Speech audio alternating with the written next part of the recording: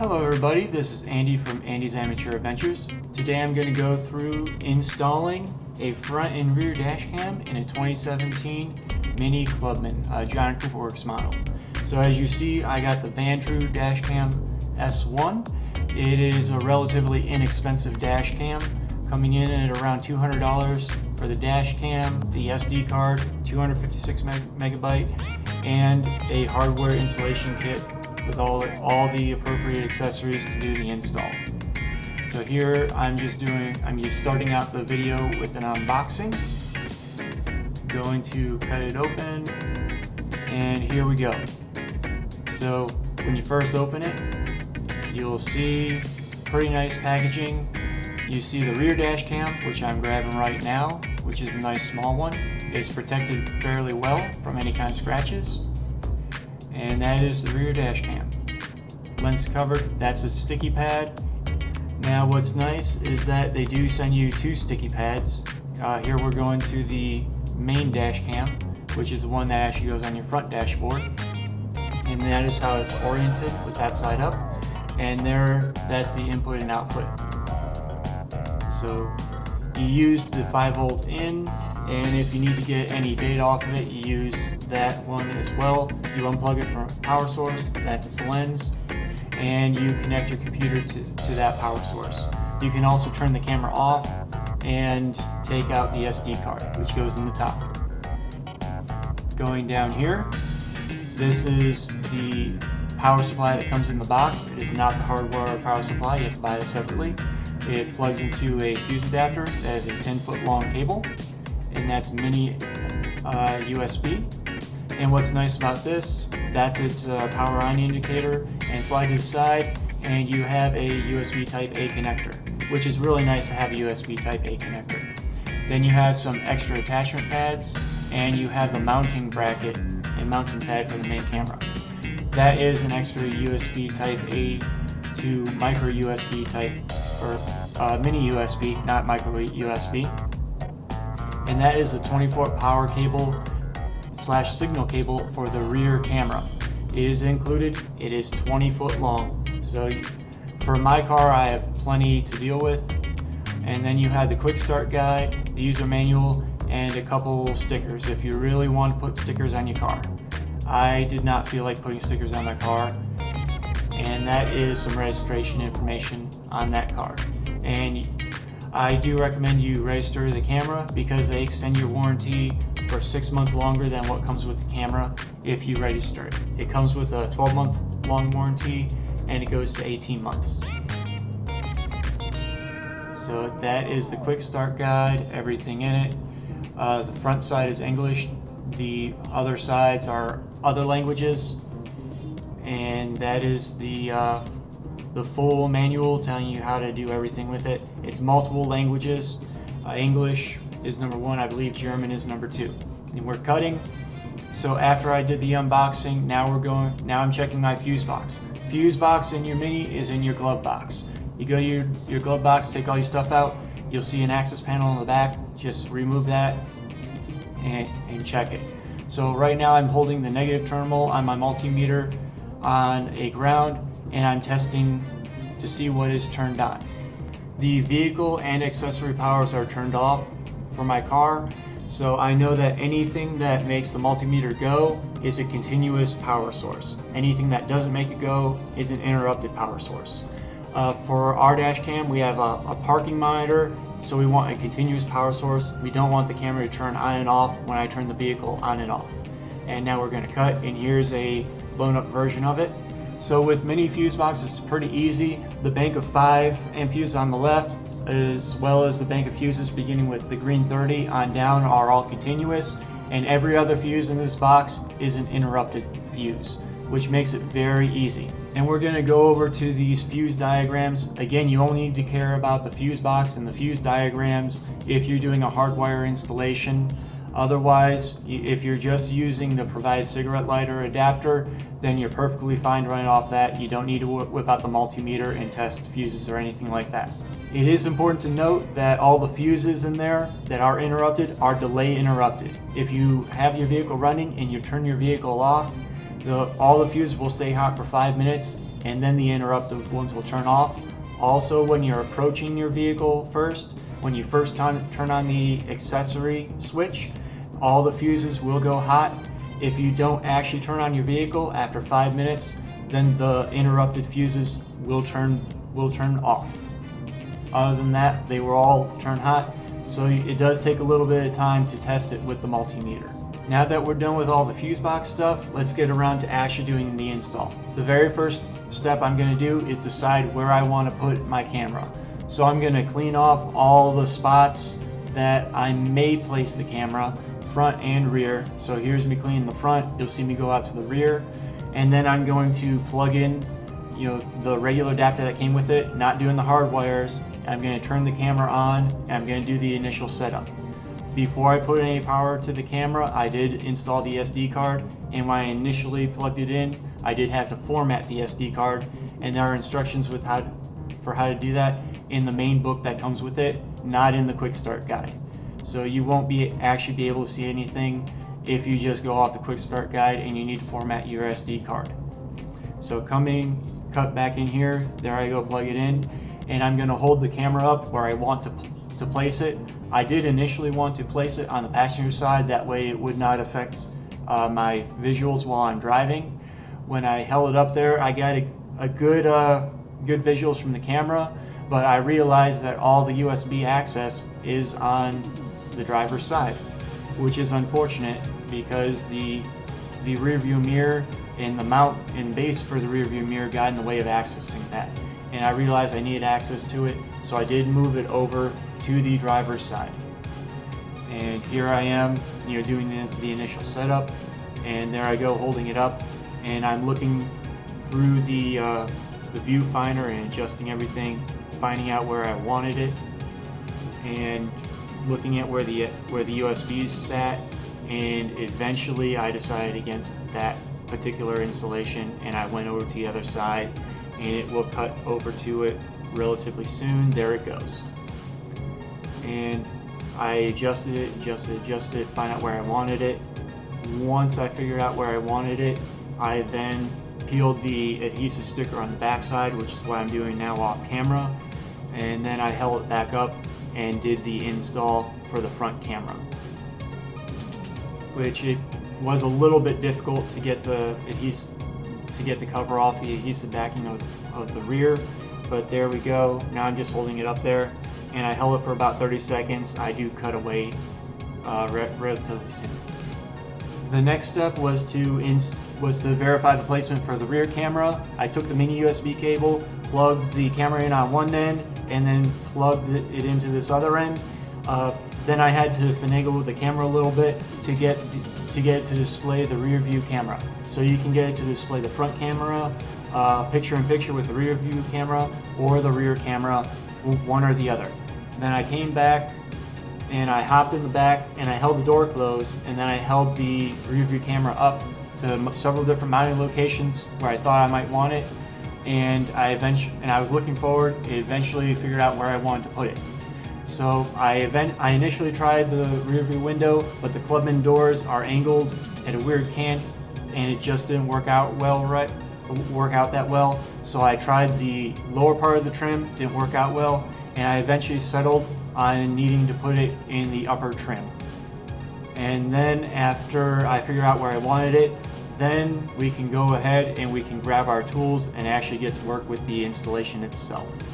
And there goes my toolbox.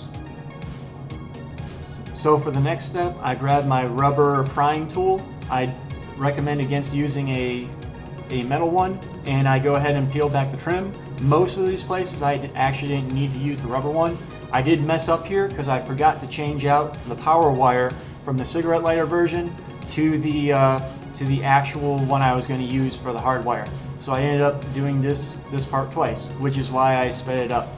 But for the trim, you literally can just pull it back. It runs very, very nice and easy, very well down the A-pillar. And the weather stripping, you literally can grab it and pull it out towards the passenger side door, and it comes off. Now on your dashboard, there's the side one. I just pried it with a rubber thing, and it came off nice and easy. And that is where I'm running the wire right now. And as you see, there it goes. This is where I realized that I should have changed out the wire, and this is a speed up version of me changing out the wire to use the correct one. I also changed it out so I used the right angle USB side up by the camera, and I used the straight mini USB side for the rear camera back there, because if you saw, one end was a 90-degree angle and the other end was straight. But now I have the correct cables run. I have the hard wiring kit there. You see the red wire, that's the power. There's thick black wire coming off the camera, that's the USB power. And then there's a smaller black wire, which is the ground. So I'm pushing it behind the trim. Luckily, it's like Mini designed the car to have a dash camera. The trim actually splits into two pieces right there, and it's very easy to get that bulky black box behind it.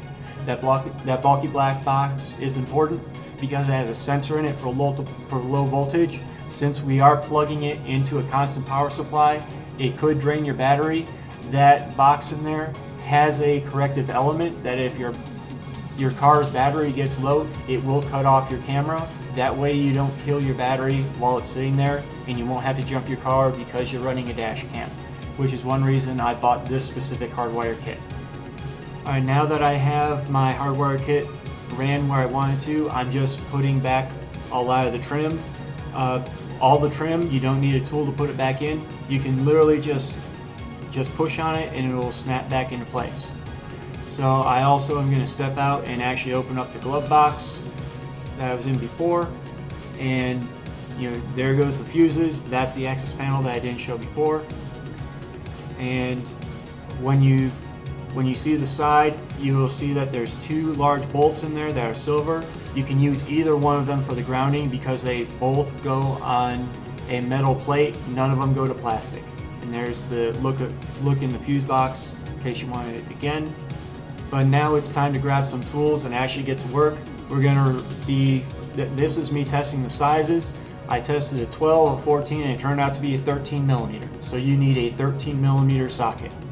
And I go ahead and I went to the easiest one to move, which was the highest one. Again, there's two in there, you can use either one.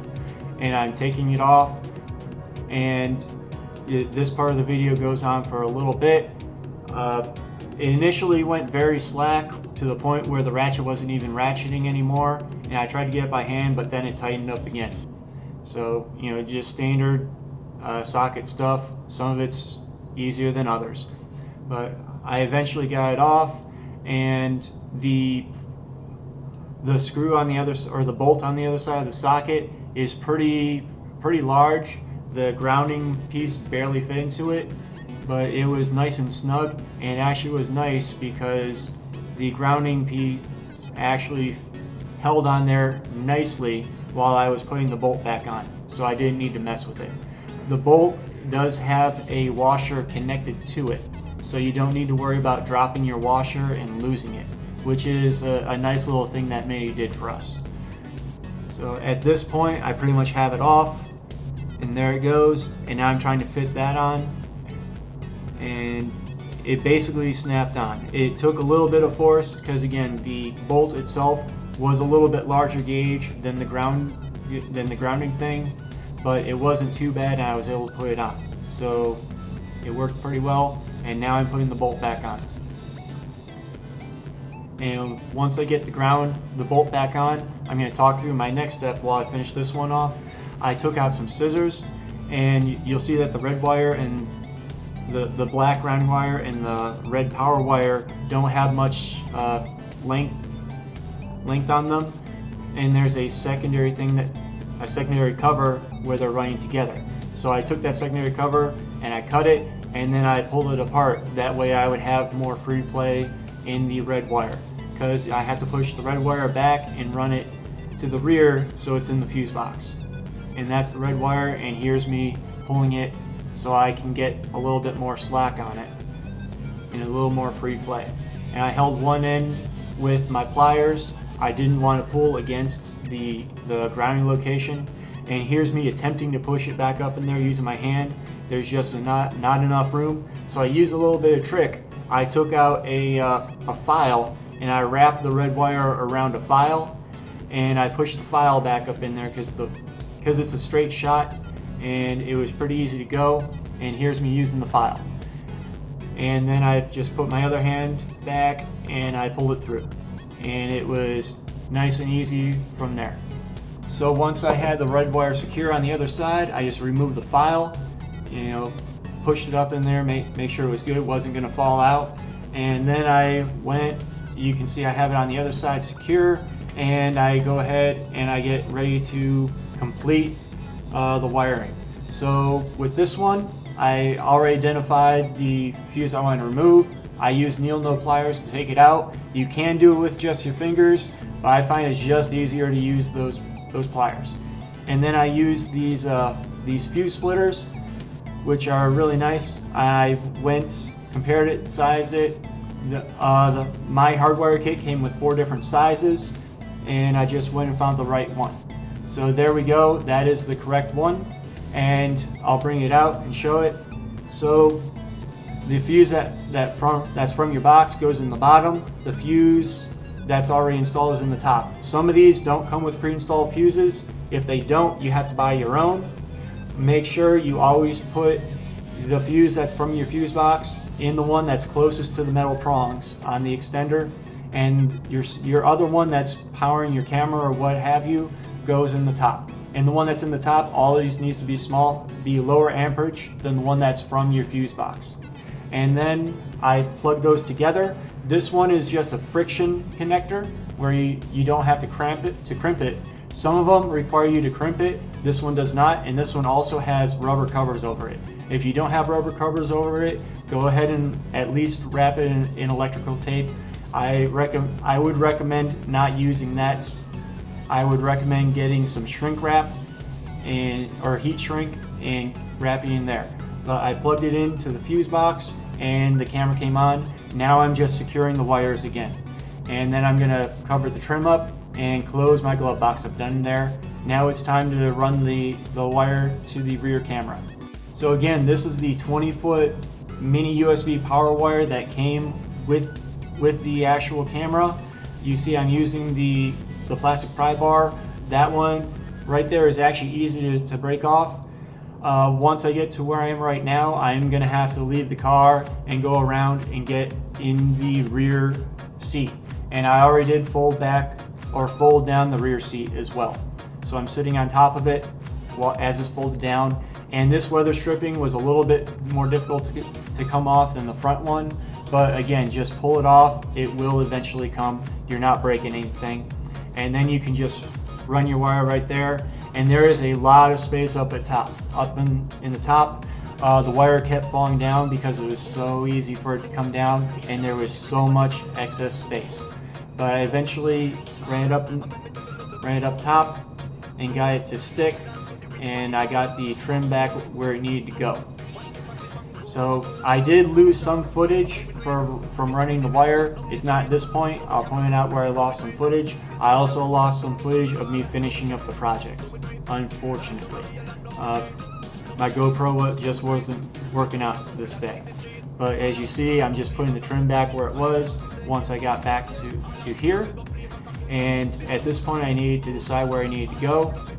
Pulled the trim off, and I thought about going next to that window. I eventually decided against it. I advise going straight down instead of going over the airbag, going on the door side of the trim next to it. It feels as if you're putting pressure on the airbag if you try to go that way, but as you see, there's a plastic grommet there that holds the trim, and just use your plastic prying tool and you'll remove that grommet and you'll be able to get behind the trim that's going towards the boot of the car. And the piece of seat that's right there, that side trim of the seat, it's very easy to run the wire down behind it. And I am doing that right now. Running the wire down. Again, there's plenty of space. I really didn't even need to use my pry tool here once I got the weather stripping out of the way. And I run it down to the very tip of that cover and gave it a little bit of slack as I came up, and then just pushed it behind that little piece of seat that's right there, and there's plenty of space for it for you to be able to hide the wire. And there I go, just put the trim back in place.